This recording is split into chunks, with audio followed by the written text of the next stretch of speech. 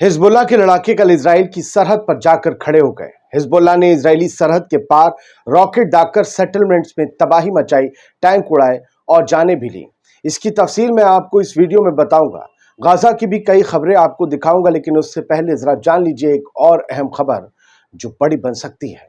दरअसल इजराइल और ईरान दोनों ने एक दूसरे को बड़ी धमकी दी है। ये धमकी वाकई में बड़ी है। ये धमकी बताती है कि जल्द ही फिर से दोनों ममालिक एक दूसरे पर बड़ा हमला कर सकता है और इस बार का हमला जंग का नगाड़ा बजाने जैसा होगा।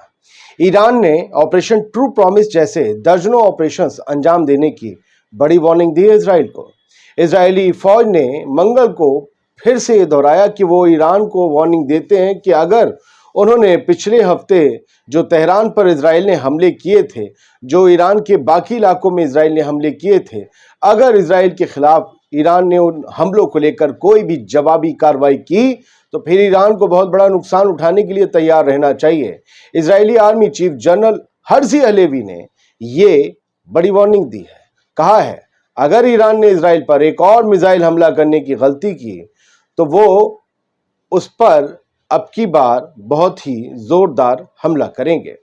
इजराइल ने कहा कि ईरान गलती करता है और अगर वो मिसाइलें दागता है तो हम एक बार फिर देखेंगे कि ईरान तक कैसे पहुंचना है और इस बार हम उन हथियारों से ईरान पर हमला करेंगे जिनके बारे में ईरान ने भी सोचा नहीं होगा, जिनको अभी तक हमने इस्तेमाल भी नहीं किया है। सोचिए, हर्जी हलेवी ने इससे आगे बढ़ते हुए जो कहा उसे सुनिए कि कहा कि ईरान की उस ताकत और जगहों पर हम बहुत जोरदार हमला करेंगे इस बार जिन्हें हमने पिछली बार छोड़ दिया था। यानी हलेवी सीधा धमकी दे रहा है कि इजराइल ईरान के परमाणु अड्डों पर, न्यूक्लियर साइट्स पर और ऑयल फैसिलिटीज पर हमला करके उन्हें तबाह कर देगा।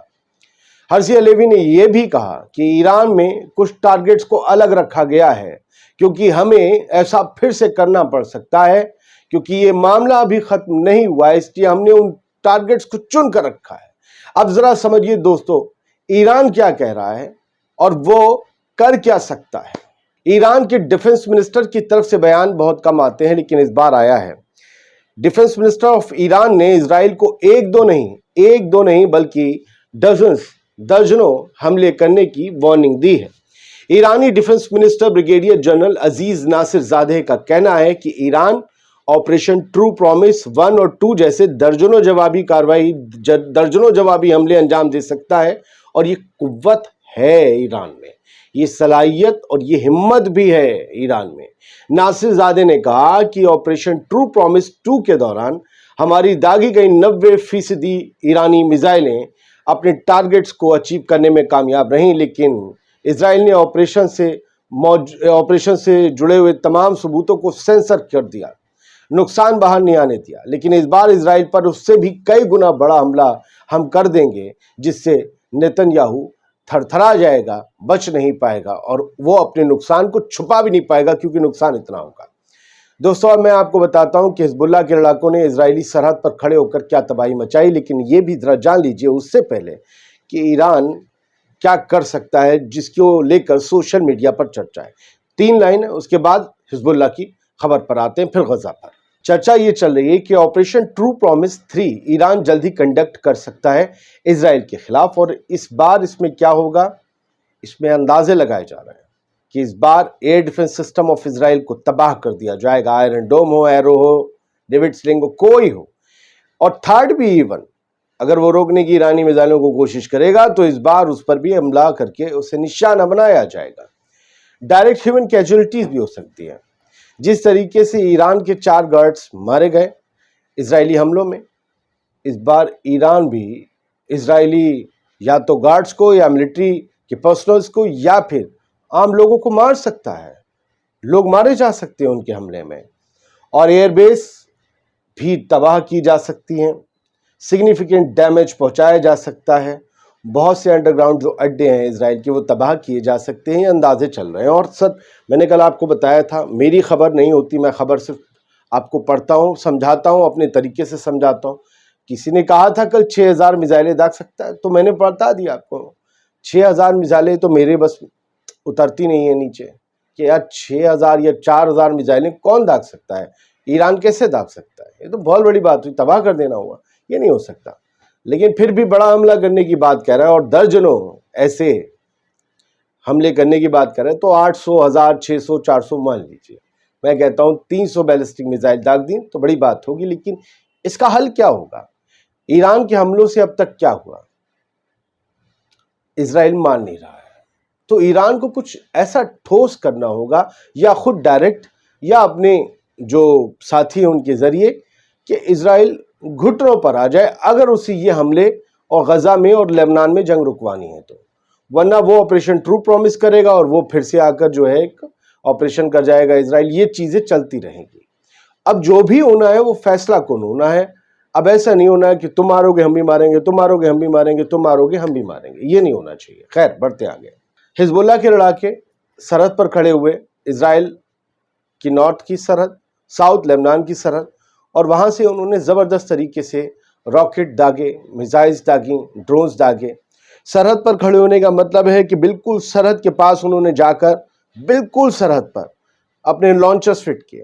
اور یہ ویڈیو جاری کیا ہے اسرائیلی ایئر فورس نے کہ بعد میں انہوں نے سرحد پر کھڑے ہو کر حملہ کرنے والے حزب اللہ کے لڑاکوں کے ساتھ کیا کیا. یہ ویڈیو آپ کو دیکھنا چاہیے, سائیڈ میں چل رہا ہے, اور ہم پورا کریڈٹ اس کو اسرائیلی ایئر فورس اور آئی ڈی ایف کو بھائی جن کا ہے انہیں دینا پڑے گا. انہوں نے دکھایا کہ وہ چن چن کر ایک ایک آدمی کو ایک عمارت گرانے جیسے بڑے میزائل سے مار کر گرا رہے ہیں حزب اللہ کے لڑاکوں کو. لیکن وہ رکتے نہیں ہیں, وہ پھر حملہ کرتے ہیں, اور یہ حملے رک نہیں رہے ہیں. فی الحال یہ بتایا گیا ہے کہ فائٹر جیٹس جو ہیں اسرائیلی ایئر فورس کے, انہوں نے ناردرن کمانڈ اٹیک میں 100 ٹیررسٹ ٹارگٹ کیا. اب یہ حزب اللہ کے لوگوں کو ٹیررسٹ بولتے ہیں, وہ انہیں ٹیررسٹ بولتے ہیں, تو میں روز آپ کو بتاتا ہوں. انہوں نے کہا کہ اس دوران 100 حملے کیے گئے حزب اللہ کے ٹھکانوں پر, اور ہم نے درجنوں حزب اللہ کے لڑاکوں کو مار کر گرا دیا. اور یہ ان میں وہ لوگ بھی شامل ہیں جنہوں نے سرحد پر کھڑے ہو کر مالود تاشیہ علاقے میں حملہ کیا تھا اسرائیلی سیٹلمنٹ پر, جس میں ایک شخص مارا گیا تھا. یہ خبر ہم نے آپ کو کل بتائی تھی. اس کا بدلہ آج صبح لیا گیا ہے. کب؟ 30 اکتوبر کو. اور یہ ویڈیو ابھی اسرائیلی ایئر فورس نے جاری کیا. یہ بتا رہے ہیں ایک شخص مارا گیا. حزب اللہ کا دعویٰ ہے کئی فوجی بھی مارے گئے. فوجیوں کے اوپر انہوں نے زبردست طریقے سے حملہ کیا تھا. یہ آپ کو پریس ٹی وی کے ہیڈ لائن میں بھی مل جائے گا. 30 اکتوبر کی یہ خبر ہے. حزب اللہ نے اسرائیلی مرکبہ ٹینک کے پرکچے اڑا کر رکھ دیے. مرکبہ کا قبرستان بن چکا ہے ساؤتھ لیبنان, اور یہاں پر کئی, یاد ہے حسن نصر اللہ کہتے تھے آنے دو تمہارے ٹینک, کبھی پھر تمہیں کمی نہیں پڑے گی کیونکہ ٹینک بچیں گے نہیں. حالانکہ اتنے ٹینک نہیں تباہ ہو رہے, اتنے اسرائیلی فوجی نہیں مارے جا رہے, لیکن مارے جا رہے ہیں. اسی لیے آئی ڈی ایف کی طرف سے کہا جا رہا ہے کہ بھائی اب ڈپلومیٹک ٹاکس کی ضرورت ہے. ہم نے اپنے ٹارگٹ ساؤتھ لیبنان میں اچیو کر لیے. اور کل بیزلیل اسموٹرچ فائنانس منسٹر آف اسرائیل کیا کہتا تھا, اس دسمبر تک نارتھ میں جو ہے ہمارا مشن ختم ہو جائے گا. یعنی وہ جلد سے جلد ساؤتھ لیبنان سے گراؤنڈ آپریشن ختم کر کے نکلنا چاہتے ہیں, کیونکہ اسرائیلی فوجیوں اور اسرائیلی جنگی مشینری کی بہت بڑے نقصان ہو رہے ہیں, بہت بڑی تباہی ہو رہی ہے. حزب اللہ نے مرکبہ ٹینکس اڑائے ہیں. ایڈوانس ڈرون جو تھے اسرائیل کی, وہ تک اپنی ایئر ڈیفنس سے مار کر نیچے گرا دیے ہیں. ان کے پاس ہے ایئر ڈیفنس, ویسا نہیں ہے جیسے اسرائیل اور امریکہ کے پاس ہے, ہلکا پھلکا ہے, لیکن وہ کام کرتا ہے. اور اسرائیل کے ڈرونز مار کر, خالی میزائل سرفیس ٹو ایئر سے مار کے بھی گرا دیتے ہیں وہ. تو فی الحال جو ہے fighters of Islamic resistance targeted مرکبہ ٹینک ان حمامس ایریا الخائم. الخائم میں یہ ٹینک گھسا تھا, انہوں نے پرکچے اڑا دیے, نال الگ گری, ٹوپا الگ گرا, آگے کا ہیڈ الگ گرا, پٹے الگ گرے. یہ سب کچھ ہوا ہے. اور سرفیس ٹو ایئر میزائل سے یہ دیکھیے وہی بات آ گئی. ہرمیس 900 ڈرون, بھائی کروڑوں روپے میں جو ہے اس کی لاگت ہے ہرمیس 900 کی, اس سے مار کر اس سے زمین چموا دی. حماس نے اسرائیل کی بہت ایلیٹ یونٹ ہے, گھوسٹ کہلاتی ہے. ایلیٹ گھوسٹ, گھوسٹ سمجھتے ہیں نا, خبیث, بھوت, پشاچ, سمجھے, ابلیس. تو یونٹ 888 ہے, اس کو گھوسٹ یونٹ کہتے ہیں. اور سب سے خطرناک میں نے اس کے بارے میں پڑھا, یہ مطلب کلنگ مشین یونٹ ہے.